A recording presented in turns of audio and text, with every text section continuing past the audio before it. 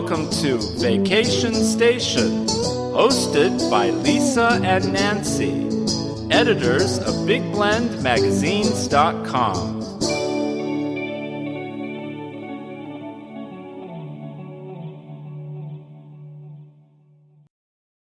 Welcome to Big Blend Radio's special Parks Around the World Vacation Station Travel Show with Nancy Reed and Lisa Smith. We're the crazy mother-daughter travel team and publishers of the digital interactive Big Blend Radio and TV magazine, and also Parks and Travel magazine. Definitely go to check out nationalparktraveling.com. It's our park travel planning website. And as many of you know, Nancy and I are on a lifelong quest to visit and cover all 418 units within America's National Park Service, along with the Park Gateway communities, their parks that are surrounding the actual national park units, public lands, historic sites, basically anything that is good for the public and for wildlife for history. That's what we're covering. So again, nationalparktraveling.com is where we put all that good information.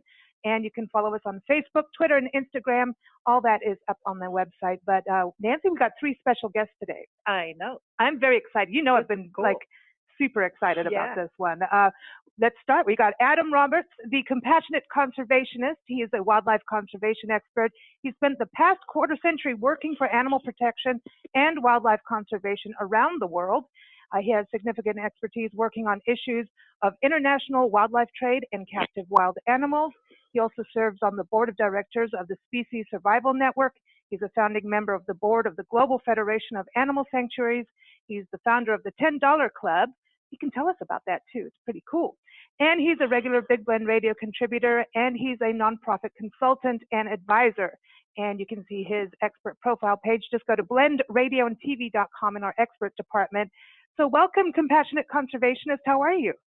I'm good, thank you. I'm trying not to be too distracted by nationalparktraveling.com, which I've gone on at your recommendation, and I have to plan an August vacation for my daughter and me, and so now I realize I've got all the opportunities right here in front of me. So thanks for reminding me.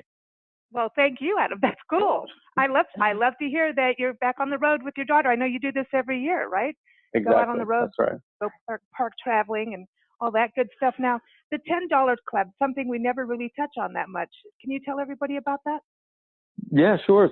Thanks for mentioning it. So back in 2002, I had gone as part of my work in animal protection to the World Summit on Sustainable Development down in South Africa. And I was just sort of bombarded every day with all of these images and bits of information about the number of people in the world without access to safe drinking water and sanitation and education, and people living on less than $1 a day, while there were all these people there who were in fancy suits, having fancy meals, and then talking about how to solve poverty issues. And it just sort of dawned on me that most people probably would like to do something to help the plight of the impoverished around the world, but don't really have the ability or the access to do so. And so I set up, what originally started as a little club where I got people I knew to donate $10 a month. And I pooled the money together and then found a project in a developing country to fund. So we would buy first aid kits or school desks or fund teacher salaries or solar cookers, anything that would help small communities in developing countries where they didn't have access to funds or Gates Foundation type money. And every month we funded a project, and I did it for about 15 years. I still have the project open. I'm a little behind on funding projects, but we just funded one project every month, somewhere between $1,000 and $5,000. And we did projects in about 60 different countries and gave away nearly $500,000 over the course of the project. So it was a good way for people to get involved with poverty alleviation work with nothing more than throwing $10 away every month. Nice. And you can't even buy dinner for $10 anymore. Well, that was it. And when I pitched it to people, I just said, look, if twice a month you could forego a Starbucks coffee and just say, I'm putting that money toward, buying desks for school children in Malawi, it was a pretty easy sacrifice to make. And that was the whole point of the project, really, was just to make it easy for people to do something impactful. Nice. I'm glad I asked about that. Now, I want to bring our next guest on, Glynn Burrows. He's a family history expert and owner of Norfolk Tours in England, also one of our Big Blend experts. And he puts together tailored trips covering all of England. I think he'll hop over to Scotland and Wales if you ask him. But past guests of his have visited and experienced stately houses and gardens, castles, churches, ruins, villages, birds. They've gone out birding and wildlife watching, go to World War II airfields. I mean, all kinds of things. Glynn will take you anywhere you want to go, from Stonehenge to Norfolk, where he lives. You can go to his website, norfolk-tours.co.uk. Also, when you're on nationalparktraveling.com, just type in England, and you'll also find his articles on birding in England and going to national parks in England, because England has some beautiful, beautiful parks like the Norfolk Broads, not the women, the waterways. See, Glynn, I'm already off topic. How are you? I'm excellent, thank you. Sitting in the heat of the day here in Norfolk. So you're heating up. I heard the Netherlands is like, 140 days of no rain, and so England's kind of on the warm side like that too? Yeah, we've on the news tonight, we've had warning that there will be probably hosepipe bans because the reservoirs are running short of water already. So that's not looking good, really. Oh, man. So here in Tucson, Arizona, we're going for a really good monsoon season. So right. We'll send it over to you. We'll send some rain over to you. Okay? Please do. That. Yeah. Well, it's good to have you back on here, Glynn. We're going to have a good conversation today. And I'm very excited to bring Jim Palomino, Ostdick, back on the show. He is based in San Juan Bautista, a historic village known as the City of History. And he is on the Anza Trail, the Juan Bautista de Anza National Historic Trail. He's towards the top and we're towards the bottom here in Tucson, Arizona. And also San Juan Bautista is a gateway to Pinnacles National Park, a very biodiverse, geologically interesting park, beautiful park. Jim is a retired earth science teacher, so he can teach you about volcanoes and tectonic plates. Right, Nancy? Yes. Yes, you need to go to school with Jim. He has hiked the entire Pacific Crest Trail. He has cycled the entire circumference of the United States of America and walked across the country from Maryland to California, loosely following the American Discovery Trail. He rocks. He's written 2 books on his adventures: Palomino Nation, my 2016 crazy-ass walk across America, because that's how retired teachers talk. And also Palomino and the Dream Machine, a retired dude's bicycle tour around the lower 48 United States, all on Amazon. But I encourage you to go to his website and follow his blog. Super cool. It's palominodream.blogspot.com. And he's also got a new one. It's called gazebook.blogspot.com because besides, wheeling and walking, he's into gazebos. So Gazebo Jim, welcome back. How are you? Everybody loves gazebos, right? Yeah. Yes. I'm doing real well, and I'm happy to be with you today. Yeah, it's good to have you back on the show. But gazebos, where did that? Because I read your books backwards, because that's how I am. But I read your crazy ass walk across America, and then I read your retired dude's bicycle tour. And that was the first of the bigger adventures, right? I know the Pacific Crest Trail. But I remember in both books that you had like this thing about gazebos. Yeah, I can't tell you where it got started. I guess,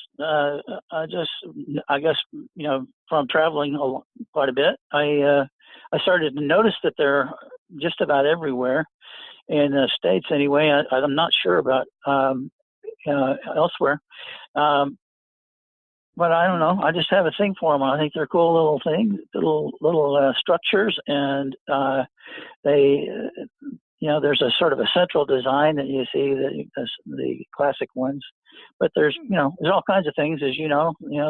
There's pergolas and ramadas and all these other sort of cousins of gazebos that I find interesting. And then my walks and my bicycle trips, it's nice to have to get out of the rain or out of the sunshine, and get some shade. So I find them useful also. Yeah, they are. We need them out here in the desert, as you know. But so all your travels. I mean, reading your books, you slept in camp. You camped in state parks, county parks.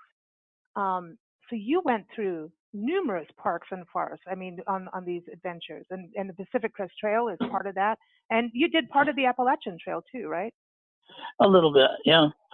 When you invited me to be on the show and told me the topic, I spread out a U.S. map, and I thought, well, if she asked me, what parks I've been to, what am I going to say?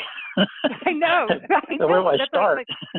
I know, because it was one after the other, but you also went to a lot of the historic sites, and that's the thing about our parks, is that there's natural parks and also the historic sites, which is interesting. And there was presidential history, all kinds of history that you explored.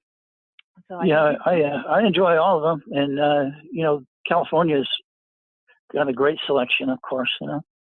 I'm coming up. I don't know. Do you want me to tell a story, or I feel like I'm hogging the time here? No, it's good. You're good. You're good. I'm coming up on a 20-year anniversary next month of a traverse of the Sierra Nevada from west to east.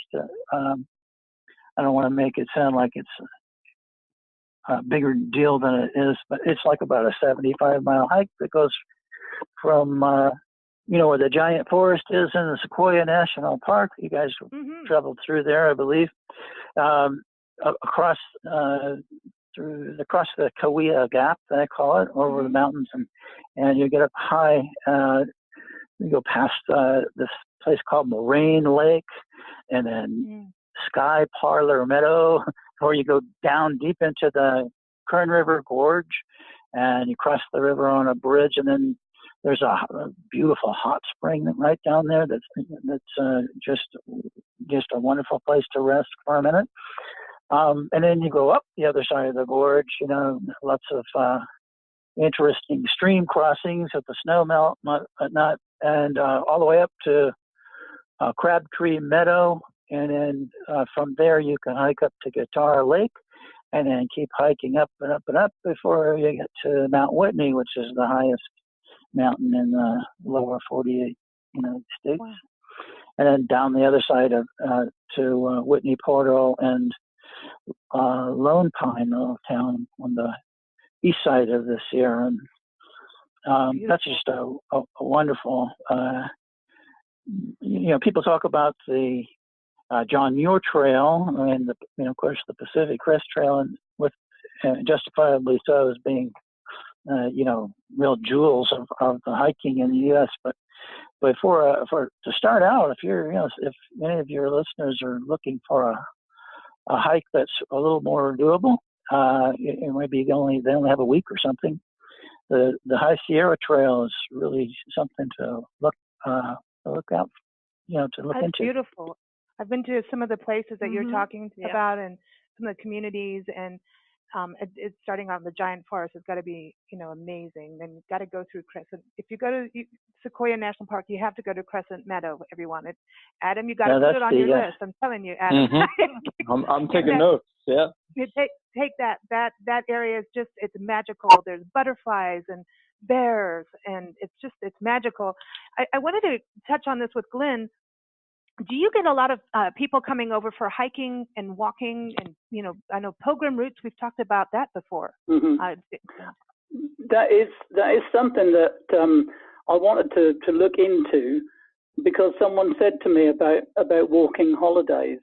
I mean, it's not something I have done up until now, but that's something that I could do, and the way that it would fit with the type of guests that I think might be interested in it. They're not like Jim, the people who do it all the time, but the people who just want to have a leisurely stroll. So, I could drop them off at point A and then pick them up at point B and take them out for lunch, and then they do the walk in the afternoon, and then I pick them up and I take them to a really nice hotel. So actually they're not having to carry lots of stuff. They're not camping. They're doing it more leisurely, and they're staying in nice B&Bs and having nice food. But that's something that I have thought about looking at, and cycling as well, because one of the main problems with walking or with cycling is that you normally have to carry everything on your back. Well, for some people that isn't much of a fun experience.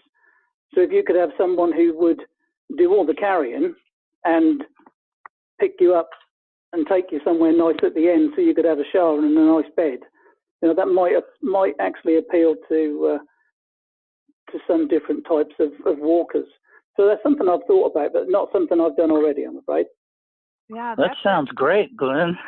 I know. Jim's like, where were you all my life when I was walking across the country? But that's where Jim met many trail angels. Actually, wrote an article up on nationalparktraveling.com, reflections from his crazy ass walk, and he met trail angels everywhere. And I think that's something that's really amazing. When you start traveling, you start to realize just how, if we watch the news all day long, we're going to think that everyone's evil and horrible and angry. But when you start traveling, you find out that there's a lot of people that are just super kind and willing to open their doors. And so it's something to always remember and experience. And that's the beauty of travel. And, Adam, with you, you've traveled all over the world. How many countries do you think you've been to now? I think it's somewhere between 30 and 35. It's a little more than 30 probably. Wow. And so a lot of parks, a lot of park travels for wildlife conservation, right? Yeah, exactly. And, most of the times that I've traveled around the world over the past 3 decades, it's been, there's some sort of business function, and then that allows me, having gotten to the country, to then explore the wild parts of the country and the parklands and nature preserves. And so it's usually a little bit of both, always trying to make that time available. And it's been an amazing opportunity because I've gotten to see some really tremendous places. I mean, we've talked obviously a lot about Kenya because of your experience and, what the parks are like there, even Nairobi National Park. But then some places further afield, like Madagascar, where you go to Ranamafona National Park, and there are just amazing opportunities to see wildlife. And in some places like Madagascar, wildlife that doesn't exist anywhere else in the world and in the wild. So, there's some truly amazing things to see out there, and I was definitely blessed to have the opportunities to do so.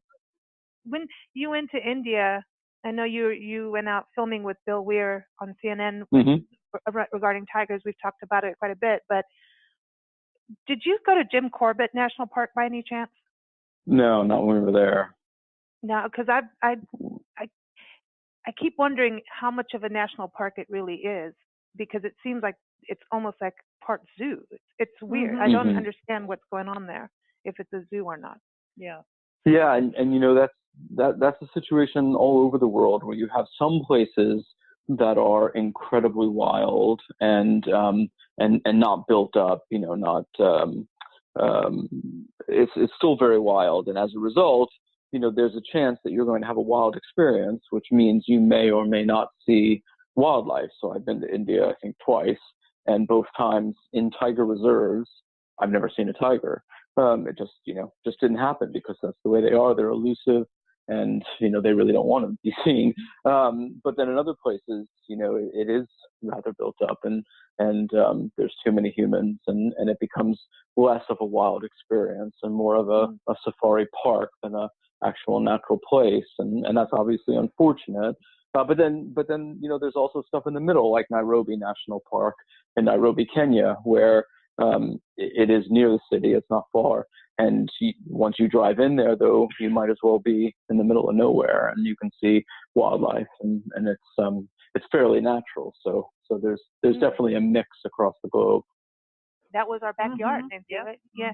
Yeah, what was the first national park you went to in Kenya? Nairobi. Was it Nairobi? Park. Yeah, and then I spent a lot of time in Samburu, out in the Samburu area.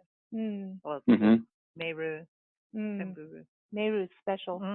Yeah, and that's the other thing too. Is I'm sorry, but depending on what you want to see, you have a country like Kenya where you can go to Meru and see a stronghold for rhino, or you can go to other places where there are elephants and Sabo. There are all these different opportunities depending on what your quest envisions. To me, it's the nature, and it's there's always like the history attached to it, and I think that's an important component, because that it often tells you, like our national park system in America tells you the history of conservation, the good, the bad, and the beautiful. It tells the story of people standing up for the land, just changes in management, and I find that interesting about land management because it's so complex and there's two sides to every story. Let's put it that way when it comes to that. And it's just sometimes you think, oh, this is a cool thing, and then you're like, wait, maybe not, you know. But we've seen some really interesting things that I don't think the public gets to see a lot of, and you know, on the management side. And yet it's really fascinating. Like here in southern Arizona, I know I've talked about Buenos Aires National Wildlife Refuge and what they've done after the grazing that has happened historically in you know, Tucson, Arizona, when the railroad system came in. Then all of a sudden cattle ranching and all of this, you know, that's what started happening. And they destroyed the land with the cattle because the cattle don't come from here actually. But anyway, I won't get into that. But this land, eventually the National Wildlife Refuge took it over, and how they've brought back these natural grasses. And we were out last year, this time of year, watching how they do these specific burns, and the natural native plant species come back, and you could look at one plant, one flower, and see like 10 different bugs on it. The biodiversity is incredible when you see that kind of thing happen from good management, you know. Of course, there's good, bad, and everything. So I'm just saying that there are some positive parts of that. Glynn, in England, is there strict protections on the parks to make sure that... You see, the trouble is with England. Well, I say the trouble. The thing is with England. You see, we've been lived in or lived on for so long, and the effects of man on the entire island and the islands as well that surround the country has been noticeable for millennia. So there is nowhere that is really natural, apart from probably one or two islands off the north of Scotland. But even then, when you go to some of them, you will still find that the Vikings arrived there, you know, in the 6th century or something. So to actually find somewhere that has never been touched is impossible in a place like England, because you know, there has been management. And what you were talking about is something that people have said to me when I've talked about the national parks in England to other people. And they've said that actually the things that we love to see, like when we go up to the Lake District, we love to see the dry stone walls, and we love to see the meadows, and we love to see this, that, and the other, and the trees and things. But 90% of that is man-made. You know, there isn't much there that hasn't actually been put together or concocted. So they're protected. The national parks in England are protected, and Scotland and Wales, obviously.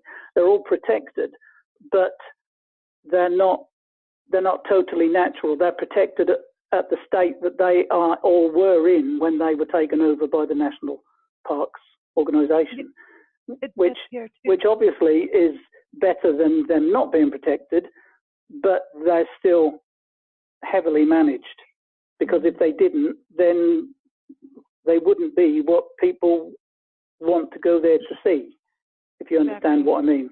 Yeah, well, that's that history component, you know, because I mean, it's coexistence. At the end of the day, that's the best we can do. And you know, Jim, your park, Pinnacles National Park, you've got history there too, like at the Bacon Ranch, you know. So, and that's very interesting about America's parks, you know, like Point Reyes is one of them. EB's Landing up in Washington State, that they're actually part farmland and part, you know, fishing, you know, areas and, you know, oyster farms and things. And eventually there's leases on this land, and eventually things change and people get upset or don't. It's just one of those things, but it's about adding land, right? And that's what happened at Pinnacles, Jim, right? With Bacon Ranch in that area. Extended it a bit. Yeah, Bacon Ranch is just, you know, basically a settlement from the 1800s or something like that.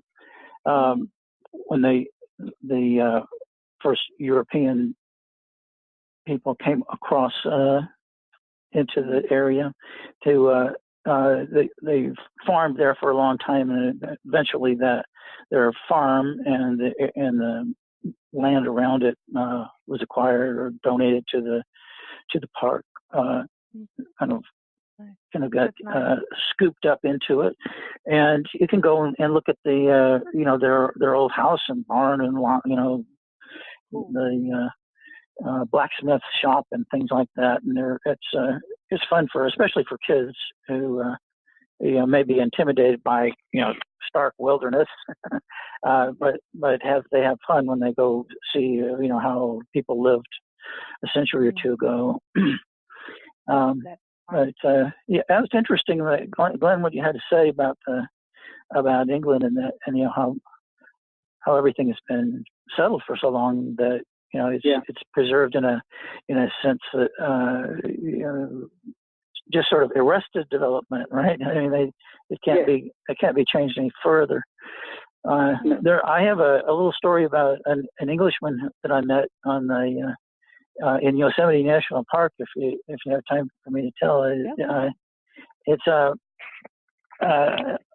this was in 2004. I was up in Tuolumne Meadows, and I had come in from a hike and stopped at the hikers campground there. You can camp for free if you have a hiking permit, and it's I just happened to each little campsite has a picnic table and a storage container for your food to keep it from the bears, and a place to pitch your tent, right?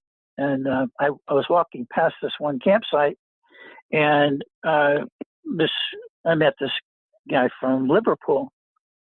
He had just flown to the U.S. the previous day to San Francisco.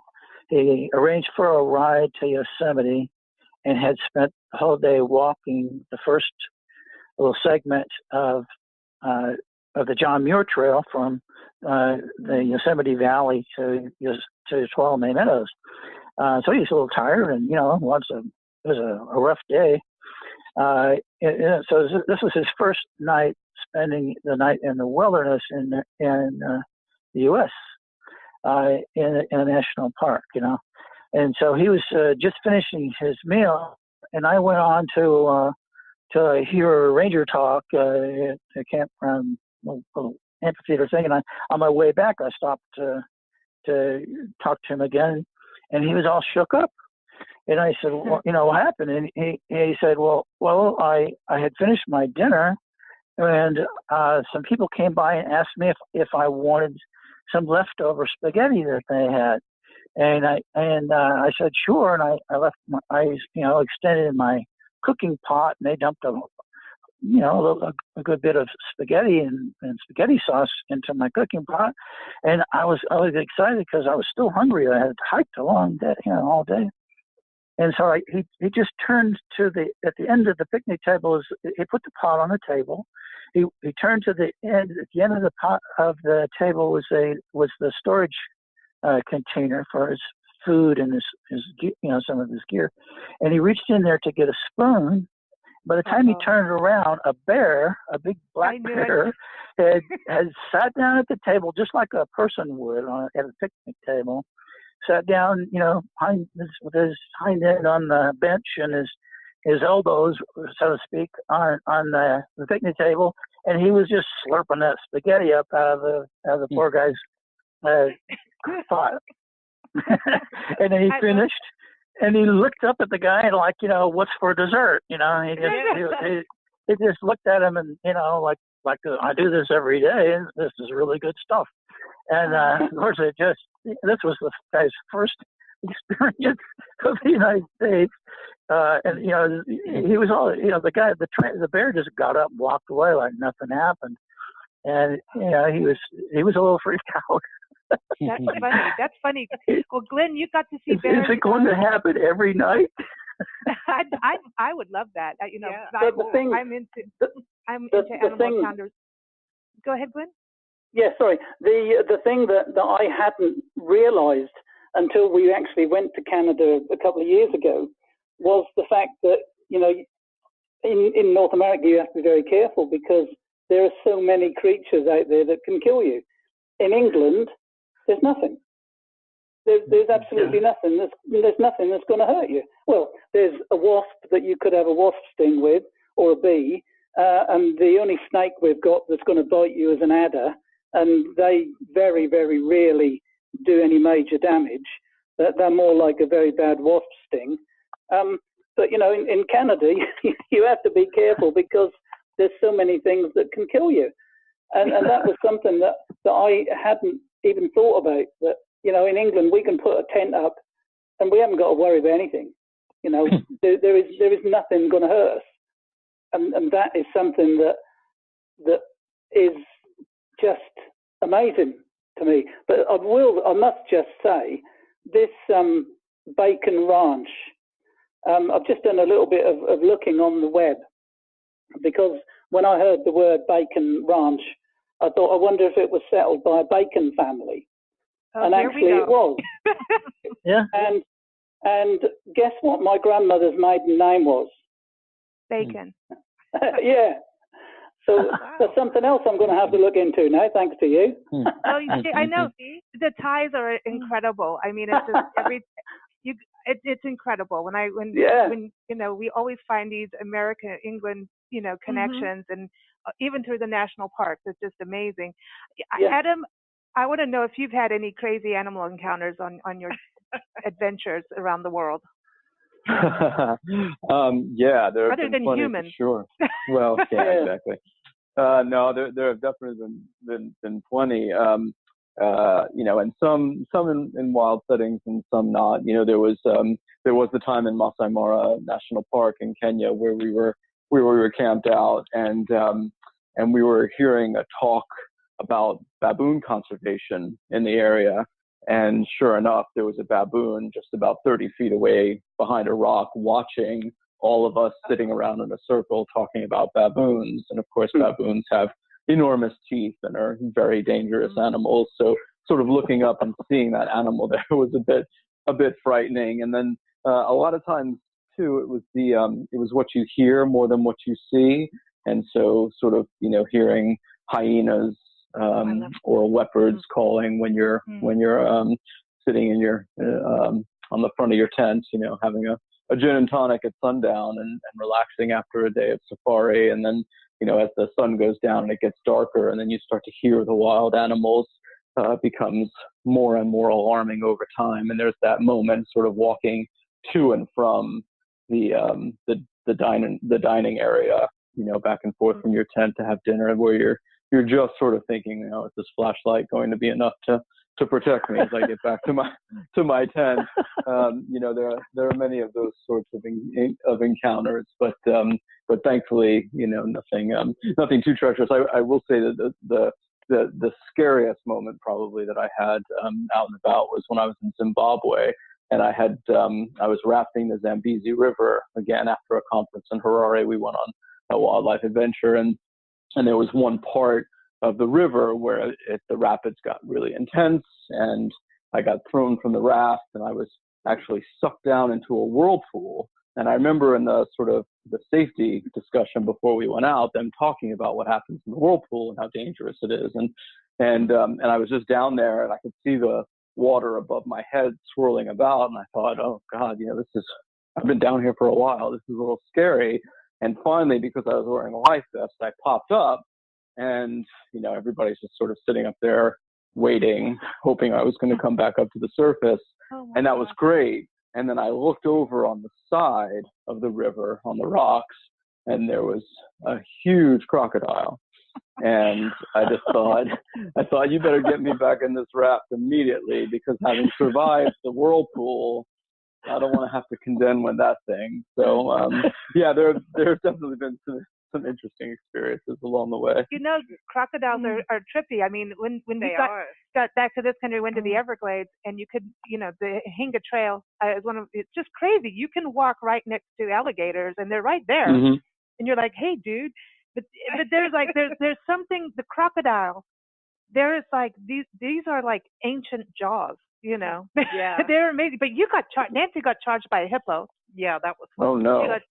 Yeah, a hippo. This is when she worked with Joy Adamson, and yeah, that was interesting because she sort of set it up that way. I had a friend with me, and we climbed down this little cliff thing and went out to the river. And she said, go out there and sketch that hippo, right? Not, hey, don't go too close. And she right. kept yelling at us, get closer, get closer. And, I'm like, I didn't know that hippos could really run. And I could not believe how fast that hippo came out of the water. And we ran, and my sketching things were being tossed, and my friend Yvonne's camera was, half her lenses were coming out of her bag, and we're climbing up a cliff. And Joyce stands at the top, and she goes, you really shouldn't do that out here. I'm like, oh my God. Oh my. They moved fast. I couldn't believe it. I remember, Nancy, on the tour in South Africa, I think it was near the Sitikama forest. It was a beautiful area. We go on this hike, and I'm gibbered, I talk a lot apparently. And so we're hiking, and I'm in front of her, and we're in this milkwood forest. And so everything's dappled, which is, snake territory is going to get you. And we're walking, and all of a sudden, this adder, a puff adder, went at my ankle. Like I must have stood on him or something, right? And I have had so many snake encounters, I can't believe I am actually alive. I'm serious. I've picked up snakes not realizing that, venomous ones, mambas, boom slungs, all of it. They like me. This thing comes out, and that's it. And you're not supposed to run, and I start hauling. Man, this is the only time you're going to see me run like that. Man, did I go down that hill. Now Nancy's going, stop running. Well, the two adders now come out and raise their heads up and start going up to Nancy. And I'm like, oh, Lord. I know. But she had a stick, and you managed to kind of just walk by, get past them. She goes down, and finally we're fine. And then there's this suspension bridge, and she knows I'm not good at this bridge stuff. No, let's cross the suspension bridge over the river. Look, there's a beautiful little island there. Let's go do that. And I'm like, no way, I'm going to fall through. Okay, we're going across. It's fine. I'm getting the handle of this. Like I'm going to make it over this bridge. And of course, one of the planks go down, right? There's my foot down. That trip, that hike, I will never forget that hike. It was one thing after the other. And you're like, yeah, so don't go hiking with my mom. No, remember the bush pig trail? Jim, do you have any tips on how to not fall through suspension bridges or get, bitten by snakes on a trail? Just watch where you put your feet. I've had those close encounters with snakes, and they seem to be, they kind of let you know that, look, I'm in charge. You just need to stay away from me. And that's sort of the way I look at it, is that, I'm in their territory. I give them a wide berth, and fortunately, because my education was in geology, I'm kind of trained to look down and see rocks and, try to figure things out. And so that helps when I'm hiking, is because I'm always sort of looking where my feet are going anyway. So I don't have any secret code words for snakes or anything like that. But I know they just stay in the present, and when you're walking with other people, it seems, at least when I'm walking with other people, conversations go on, and it seems to take away a little bit from your focus about your visual focus a little bit. And so it's every once in a while when I'm walking with somebody else, I'll kind of bring the conversation back to where we are. Look at that. Oh, look at this rock, or look at this water, because I feel like that person has gone way off the rails and they're not really even really experiencing what they're walking through. And so that's my only suggestion about that. It's true. Whenever you're. But to Glenn's, point, all of these stories that we were telling, it sounds pretty good in England. I know. Like it might be a good thing that there aren't things that are going to kill you. Over here we got rattlesnakes and bears and mountain lions and volcanoes and earthquakes and stuff. There's always something that can get you. I love the world. To me, it's like whenever you see coyotes, like here we have javelinas. I mean, to me, I get so excited about it where you can be in the present with the animals in the wild and that coexisting moment where I believe you can communicate with them. I'm not getting woo-woo on people. I'm just saying I think we go back to our true spirit as we go back to our animal spirit. Gonna get emails now. Of when you can look at an animal, like you're saying, you can tell what a snake's going to do. You can tell, if you're going to make a bird fly, or you can tell when, okay, they're just going to accept you if you keep calm and you just stand and watch, chill, breathe slow. You can have those moments where you're just connected with them. To me, that's priceless. You can't beat it. Whether it's a deer, a bird, a bat, they are all, it's just that experience of like something is wild and free. And I think when we protect the places that they're in, it also allows us to actually get back to who we are and what wild and free is. And I think sometimes that's so important for the human spirit to move forward, is to go back to nature. Adam, that's part of what you do, right? Is that wildlife conservation. It's those things that you can't beat that animal in the wild. It's exactly right. And it's all about that connection and sort of using that connection, right? I mean, it's supposed to enrich you and enrich your life to have that kind of connection and to be close to animals and one with nature. I mean, just to have time in nature and also, of course, being respectful of nature and understanding, as was just said, that it's their environment, their habitat, and we're encroaching on it for a short while for a good cause. And that, part of what we hope will protect that area, that land, is the fact that we're investing in seeing it. So yeah, it's as enriching a thing as I think you can do. And I know I told the story, probably 2 years ago now, but when I took my daughter to Yellowstone a couple of years ago on a summer trip, and we were driving along and we saw a bunch of cars stopped by this valley, and we pulled over just sort of thinking we'd see what there was to see, and we got out and there was just an enormous herd of buffalo down in the valley. And we had seen a couple of buffalo, but now you've got literally hundreds there. And it was a beautiful day, and we just sat down on the side of this ridge and just watched them. And they're dust bathing, and they're playing, and they're running, and they're doing their thing and eating grass. And I looked over and my daughter was crying, just seeing all of that right in front of her. And it was a magical moment. Of course, I felt like I was the dad of the year at that point. I was like, yes, I got it right. It worked, but it's just one of those things where, that's an experience that we'll always remember. And it's enriching and enlivening. And people need to get out and have that time, especially when you're working and if you're working in a city. I think it's really important to get out and take the time to be around nature and to have it literally all around you, so that you can, have that moment to breathe and also to have a new experience. All the experiences that I've had, the best times, the best ones have been when it's a new experience, when it's seeing something new, a new species of animal, a new type of place, seeing whales, going whale watching off the coast of Maine, whatever it is, having these opportunities really can be life-changing. And even if it's not life-changing, it's definitely life-affirming when you have those moments.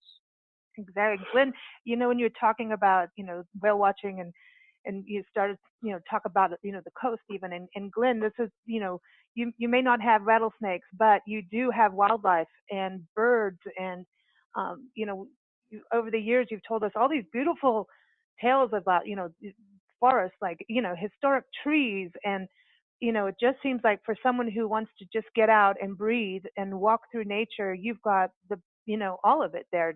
Deer. Yeah, I mean, I was just actually thinking when I don't know which one of you it was who was talking about just being sitting with nature.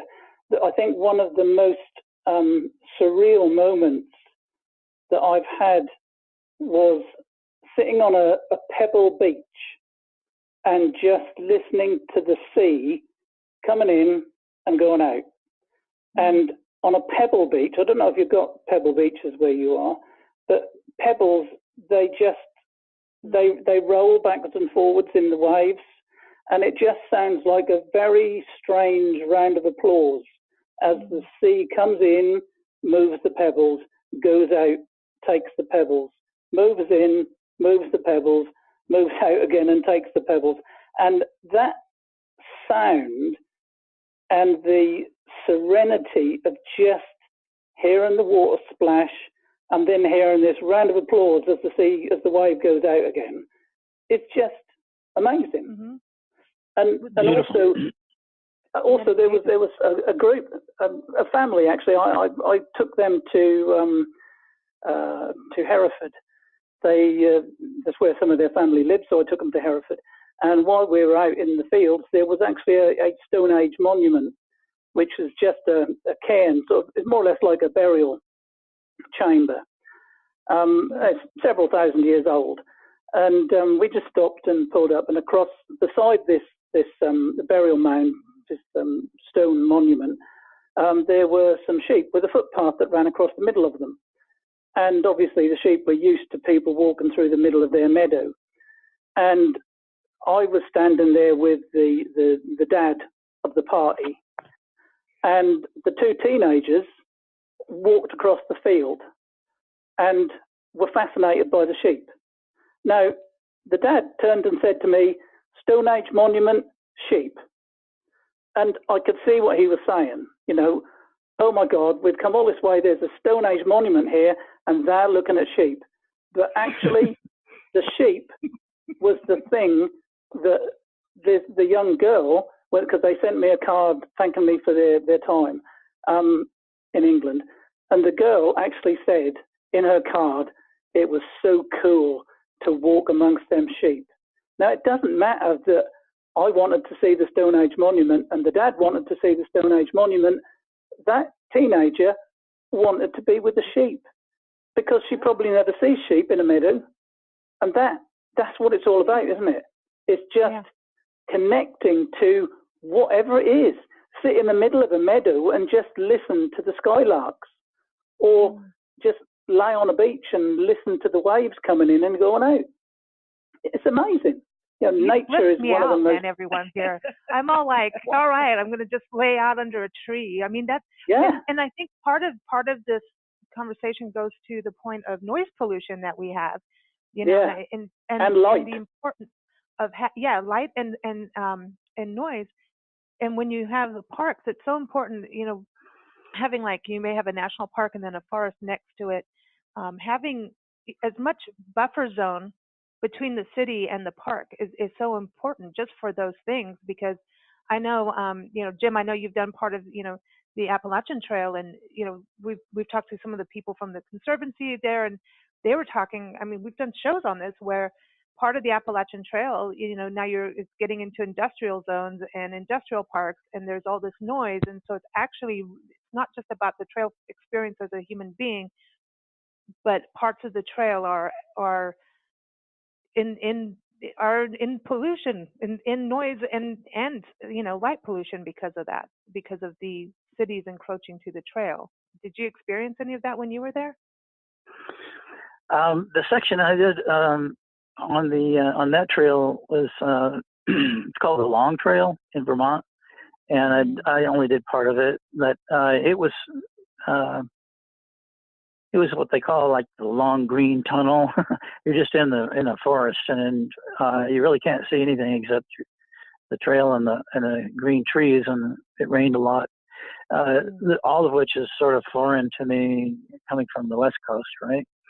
But I've heard those kinds of stories, and even on the Pacific Crest Trail, they're having a few problems like that down south as civilization sort of creeps in on the desert portion of the trail down there. They've built an enormous wind farm that the trail now goes through. They have an easement through this wind farm, so all these wind turbines are turning, and they make a bit of noise, and they're definitely not natural. You know, you can't get too mad at them because they're clean or producing clean energy, and everybody's for that.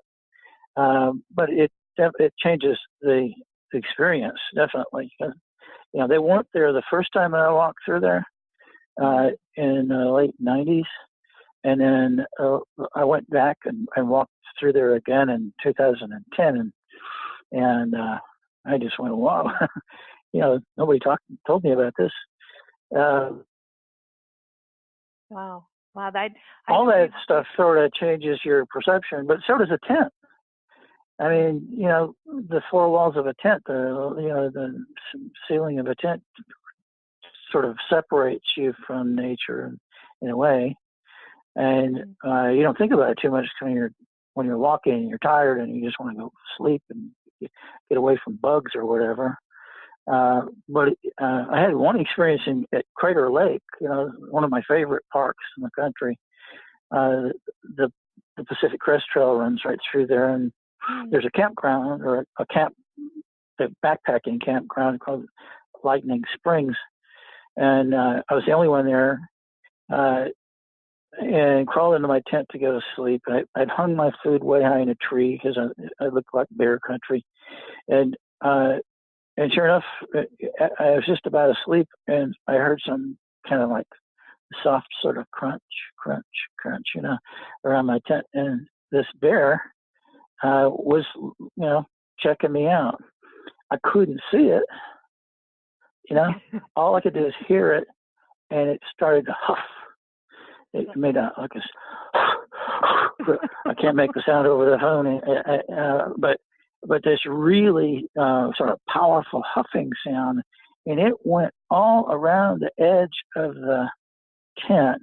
I'm on my back, just going, just completely petrified. And it was like being blind, because I couldn't see the bear, right? I was just relying on my sense of smell. I could smell it, and I could hear this huffing, and it didn't bother me, It wasn't trying to hurt me or anything. It was looking to see if there was some food associated with this, this man-made thing, And I was so glad I hung my food that night. But it went on for about 10 or 15 minutes, and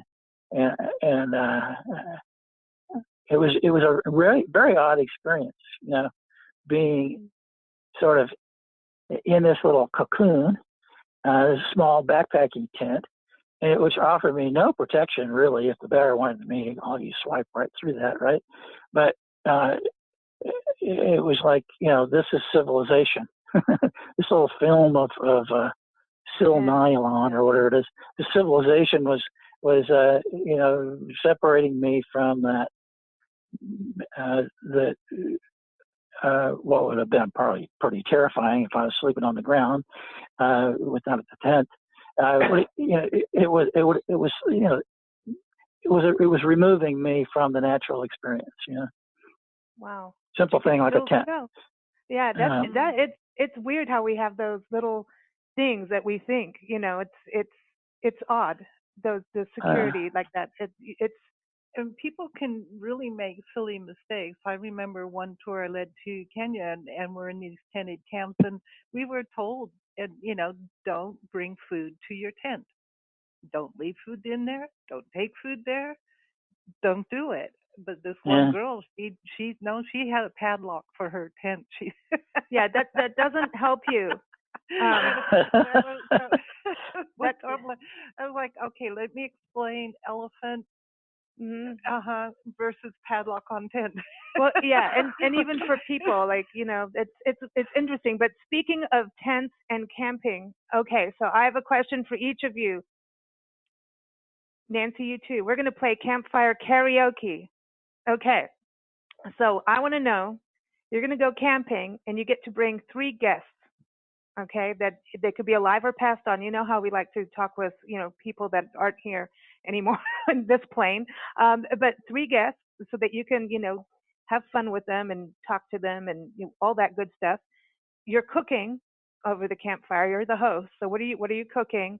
And where is this camping, going to be taking place? And of course, since we're playing campfire karaoke, what are you going to sing? Oh, boy. Okay, so let's start with you, Adam. Oh God, of course. Like, that's a lot to come up with. Okay. I know. It's so, good. All right, I got 3 people with me around the campfire. Where's the campfire? Yeah. So, okay. So the campfire has to be at my house in West Virginia, where I have my 9 acres and watch baby hawks and deer and foxes out back, and it's a place where I revive. So if I have to be anywhere, I certainly want to be there, where we can have a fire. And who's going to be with me? I'm going to insist to bring one extra person, if you don't mind, just to make it easy.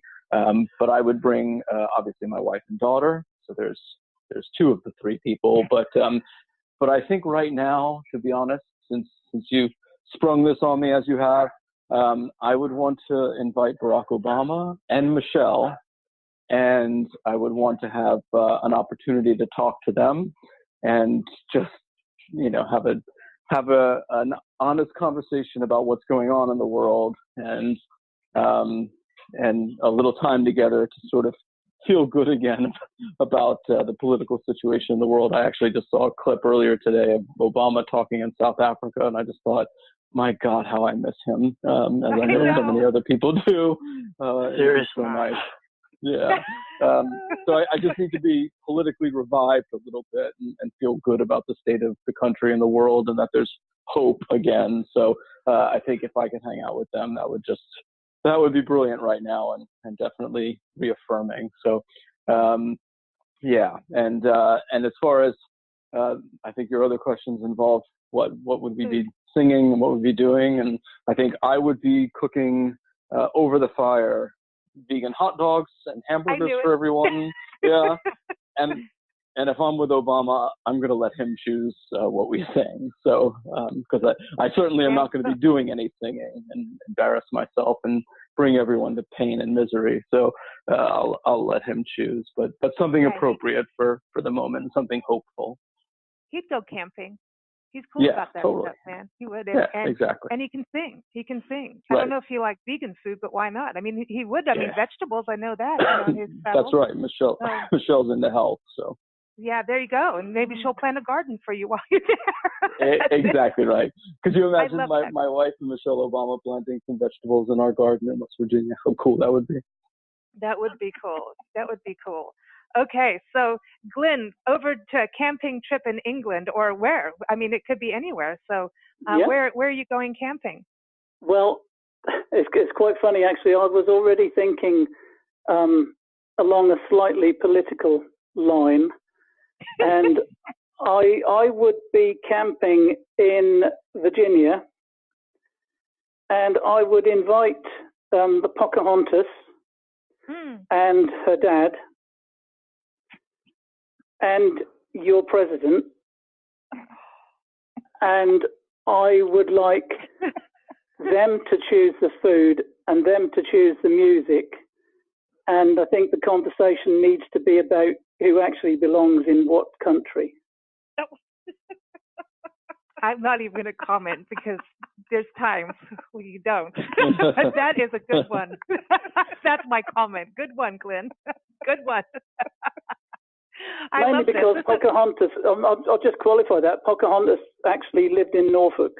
So I think I'd like to meet her and hear her stories, because sadly she died on the way back to America. And I would like to know more about her life. I'd like to know the true story, because, there's a lot of, as we say in Norfolk, there's a lot of squit written about her, and I would like to know the real story. I think it would be really fascinating, just the whole, and John Rolfe, am I getting it right? Is it John Rolfe? Wasn't that her husband? John Smith and John Rolfe.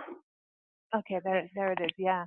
Okay, I like this. So Virginia and West Virginia, you've been busy. Okay, so Tim, where are you going? Where are you camping?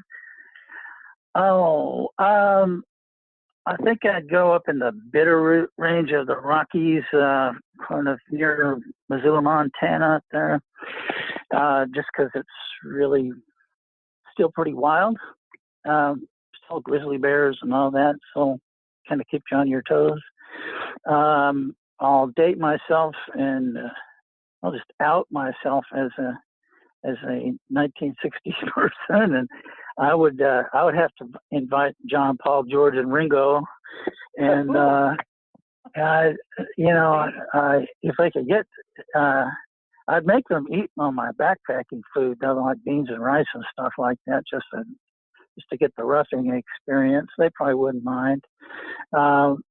And I would see if I could talk them into singing that Golden Slumber, that whole second half of the Abbey Road album, practically. Yeah. And I think that'd be a good George time. Too. You got to have George in there. You can't leave him out. I mean, I thought I said maybe I didn't. But John, Paul, George, and Ringo. Yeah, all have, four. Oh, okay, all of them have to go. All the Beatles. Yeah. Wow. And we talk about, I think the situation would sort of dictate it. The conversation would probably go every which way. That would be fun, man. Camping with the Beatles. I know, not the ones that come into your tent, but the other Beatles, the musical Beatles. Yeah, I like that. Nancy, what about you? Well, I think I would take you, and I would go back to Joy Adamson's tented camp in Kenya, and so that you could see how much fun it was. And I would invite George Adamson to her tent? Yes. Tented camp? Yeah, Wow. because that'd be fun to watch. Oh. And her. You would want her. And you. Wow. And just watch what happens, because it would be fun to see the dynamics. Yeah, because I always wanted to meet him, and I want to meet him. Yeah, she would not allow it. David Attenborough's not involved in this? Well, he could come too. That would be even more fun. Okay. Especially when it comes to singing. Okay. Well, yeah. But what do you? The elusive Beatles. Yeah. Really. So what are you singing? Oh gosh, do I have to? Way down upon the Swanee River. I don't know. Yeah. All right. Food. I would try to get the same cook that we had when I was there, because he could cook anything on 3 round stones, and it all tasted good. It was amazing to me, and I never knew what I was eating. So I don't know, but I would ask him to come and cook. He was good. He really was. Cool. Maybe you could do some of that Kenyan like melodies. Have somebody, how those girls used to come and sing at the hotels and stuff. That would be my choice for the music. Cool. Yeah, because they really got beautiful voices. It's awesome. I want to go and do the camping. I want to go to Rocky Mountain National Park badly, because there's moose and there's mountain goats. Yeah. And so and marmots. I mean, you can't beat that. So as far as I'm concerned. So I want to go camping there, and I want to invite Lewis and Clark. I know it's crazy. Lewis and Clark and Sacagawea, because that is a story to me. She was just incredible, her story. But I would love to talk. Lewis and Clark, to me, it's the same as Livingston. Explorers, expeditions. I find that to be, that's my thing. That is that's where we got road trips from. That was the original road trippers with Lewis and Clark. And I think that journey is incredible, what they saw and how they mapped even, wildlife. And I didn't like that they were sending it back to Jefferson, but how they mapped our country and did these. There were some people before them, but I thought that was really fascinating. So I'd like to sit and chat with them. And we probably would be eating chili, because that's the only thing I can really cook other than salad. And yes, it's vegan, Adam. It's vegan chili. Good. Yeah, we'd have vegan chili. Like beans and rice to me. Yeah, it's good. You just good spices, but I curry. It's like got a curry thing to it, because I'm still African. That doesn't even make sense, but there you go. And music, I think someone's I want picking and a grinning music out there for some reason. John Denver. John Denver? Mm-hmm. Oh, here we go. Okay. But anyway, there'll be I have to get one of those little miniature guitars, and then I can go and play You picnic mean and a ukulele? no, there's miniature travel guitars, and so that's what I'll be doing. But guys, so much fun having you on the show, talking about parks and park management and hiking and snakes and bears and pebble beaches. Glynn, I love that. I love that sound. I want a recording of that for sleeping at night. That's cool. Yeah, that's lovely. That's beautiful. Now, Glynn, your next adventure is Canada, right? Yeah, we're going to we're going to another park in Canada. We're going to Prince Edward Island. So that should be good. Well, we're going to Toronto and Montreal, Quebec, Halifax in Nova Scotia, and then over to Prince Edward Island. So I'm really looking forward to that, especially to go to Halifax because one of my things about my 5 times great grandfather was over in Halifax in 1816. He was fighting. He was in the English Army. So I really want to go and see where he was. Right on. I like that. I can't wait. I'm going to follow you on Facebook. Like I don't. I'll watch your adventure. So I'm looking forward to that. And Adam, your next adventure? Well, I'm going to Myanmar next week, actually, to do some work for the Elephant Project and meet with the government about setting up an elephant sanctuary in Myanmar. And then the week after I get back, my daughter and I are going to go somewhere. We haven't decided yet. We'll put our finger on the map with our eyes closed, pick a place, and go explore. Oh, I love that. Cool. I love that. Yeah. Well, we're looking forward to catching up with you, especially on the Elephant Project. And everybody, this is such a cool project. I know that we covered it with you before. And is this, when you go out to see elephants, are they in a park? That's the one thing in Myanmar, or are they in just roaming the wild? Or I have no idea about where. It's a mix. Usually they're in camps that are semi-wild. So because these are animals that have been used in the logging camps before, and now that the logging is shut down, they're just not doing anything. And these are the ones that we specifically want to rescue first. Okay. And everyone, you can go to the website for the Elephant Project to learn more. Go to theelephantproject.net. Very interesting and cool project. And Jim, your next adventure is the 75-mile hike, right? or is it somewhere else? No, that's what I'm hoping to do in August. Is there's a 75-mile section of the Pacific Crest Trail between Sonora Pass and Tioga Pass. That's or Tuolumne Meadows. That's the longest roadless section in California, I think, remaining. And so it's still pretty wild. And I'm going to take my time. I'm not going to hurry through there. I'm just going to see how much food I can carry and hike for a week or so. And see that area. And then next spring, I hope to do the Route 66 bicycle trip, and I have been planning for a couple of years now. If everything goes well, ride from Santa Monica to Chicago on Route 66. Cool. Dude, get your kicks and start pedaling. I love that. I can't wait. I can't wait for that, man. And everyone, again, you've got to go get Jim's book. Again, it's Jim Ostdick, and it's Palomino Nation, my 2016 crazy ass walk across America. And also Palomino and the Dream Machine, a retired dude's bicycle tour around the lower 48 United States, of course, on Amazon. And you can also follow him on his blog, palominodream.blogspot.com. And also real quick, I know you're out in Pinnacles National Park and in that country, San Benito County, beautiful, beautiful region. And I know that you're very involved with REACH, San Benito County that's a foundation with trails, promoting trails and public lands and space and really good stuff. But cycling is a thing out there, as is, hiking. It's just a beautiful area. So I heard that the San Benito County Discovery Classic is back, right? This is a cycling event. Yes, Saturday, October 20th this year. We're having a bike ride. There's two different rides. A family fun ride. It's like about 20 miles, and a gravel grinder on back roads that are normally not accessible to the public.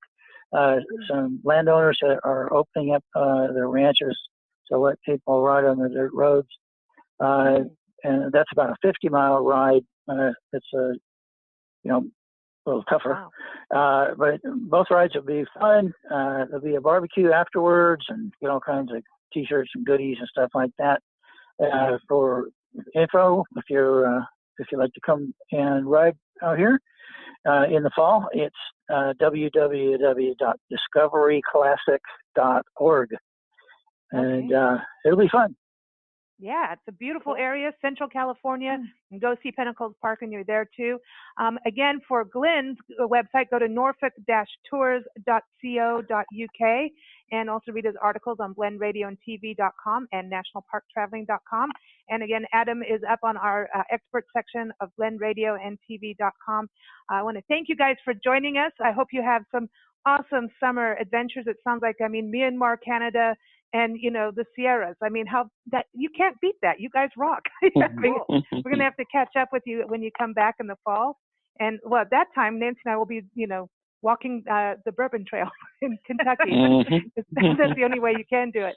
And going Natchez Trace. We'll be doing Natchez Trace Parkway in Louisiana and all those good things. So we'll have to have a nice meetup afterwards. Thank you, listeners, as always, for joining us. Don't forget, bigblendradio.com is where to go to find out what shows are airing when. You can listen live or on demand. And we're going to close with some beautiful music. And it just reminds me of Pinnacles Park, where, Jim is out. It's called A Great Blue Sky. And I think when you're traveling to parks, it's the one thing, unless you're in a forest, the great blue sky, that open freedom. This is a song from Evren Ozan. And he started playing the Native American flute when he was 9 years old. He was on a trip, summer family trip.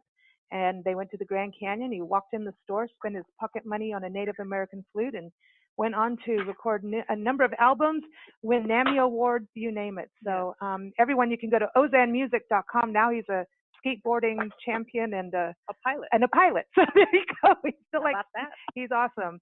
So Evren Ozan, again, you go to ozanmusic.com. But this is Great Blue Sky, and it's from the album As Things Could Be. Going with that. That's exactly it. Again, nationalparktraveling.com is the website to learn more about planning your park travels, and also Parks and Travel magazine is there. Thanks all for joining us. Yeah, see you. Bye. Bye. Thank you. Bye. Travel safe.